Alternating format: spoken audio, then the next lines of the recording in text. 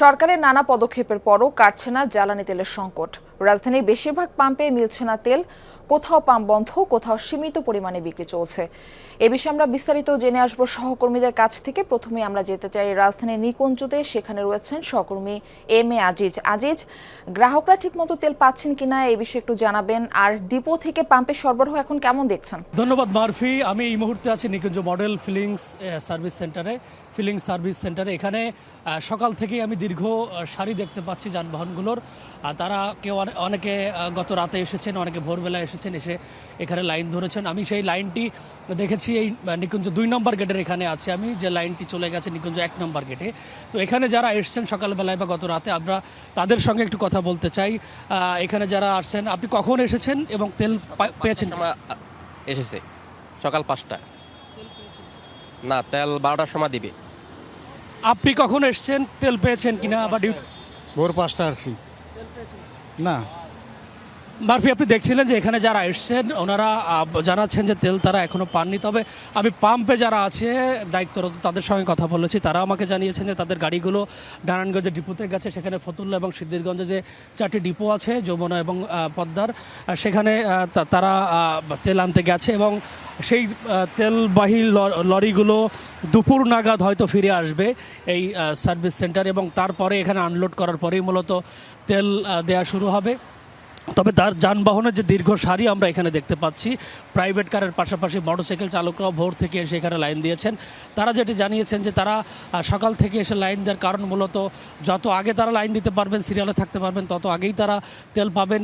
এর পাশাপাশি যারা পেছনের দিকে আছেন তারা খুব আশঙ্কায় আছেন যে তারা আসলে তেল পাবেন কিনা, কারণ যে পরিমাণ তেল এখন ডিপো থেকে আসছে সেটি হয়তো শেষ পর্যন্ত অনেকে না পেয়ে তাদেরকে ফিরে যেতে হয়, অথবা আগামীকালের জন্য, পরের দিনের জন্য তাদেরকে এখানে সিরিয়াল ধরতে হয়।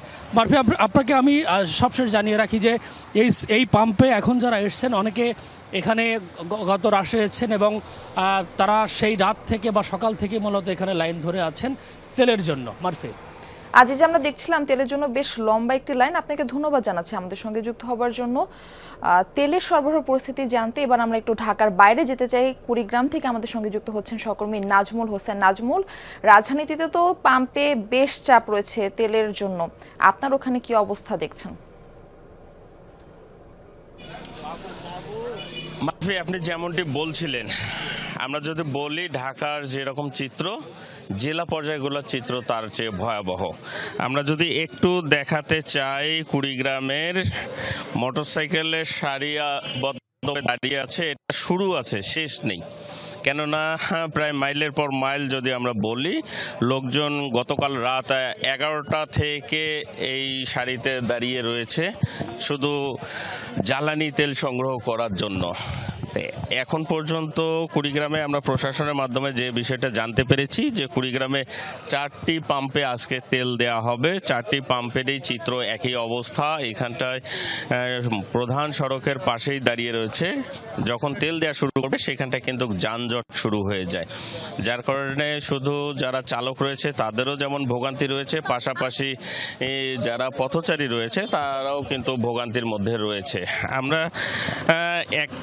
স্থানীয় যারা চালক রয়েছে তাদের সঙ্গে কথা বলে যে বিষয়টি জানতে পেরেছি যে এখানটায় আসলে আমরা যদি বলি যে প্রশাসনের নজরদারির অভাবটা রয়েছে প্রচুর, যার কারণে কিছু অসাধু ব্যবসায়ী রয়েছে, তারা স্থানীয়ভাবে এখানটায় জ্বালানি সংগ্রহ করে গ্রাম অঞ্চল বা চর অঞ্চলগুলোতে চড়া মূল্যে সেসব তেল বিক্রি করা হচ্ছে, জ্বালানি বিক্রি করা হচ্ছে, যার কারণে যারা প্রকৃত চালক, যারা ব্যবসা সুবিধাভোগী কিংবা যারা বিভিন্ন পেশায় জড়িত, তারা কিন্তু একটা ভোগান্তির মধ্যে রয়েছে।